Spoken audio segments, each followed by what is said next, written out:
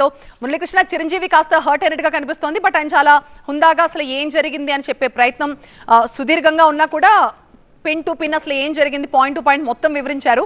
So ఏంటి ఈ పరిణామాలను ఎలా చూడాలని బాలకృష్ణ కోపానికి కారణం కూడా అప్పటి ప్రభుత్వం కంటే కూడా ఇప్పటి ప్రభుత్వం కూడా తనను అవమానించింది అని ఆయన ఫీల్ అయినట్టుగా నాకు అనిపిస్తుంది. మీరేం చెప్తారు?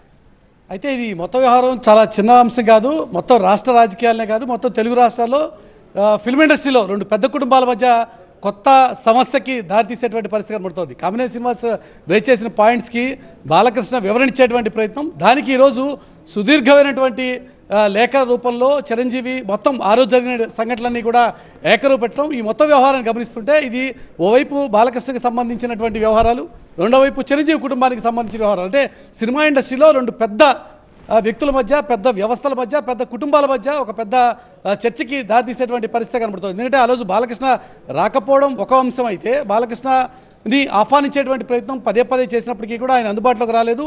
స్వయంగా తాను ప్రయత్నం చేశాను, ఆ తర్వాత జమినీ కిరణ్ ద్వారా కూడా ప్రయత్నాలు చేశాను, అయినా కూడా బాలకృష్ణ గారు అందుబాటులో రాకపోవడం వల్ల మాత్రమే నేను ఆ రోజు బాలకృష్ణని ఆహ్వానించలేకపోయానని చెప్పి చిరంజీవి ఇచ్చుకునేటువంటి ప్రయత్నం చేశారు, వివరణ ఇచ్చుకునేటువంటి ప్రయత్నం చేశారు.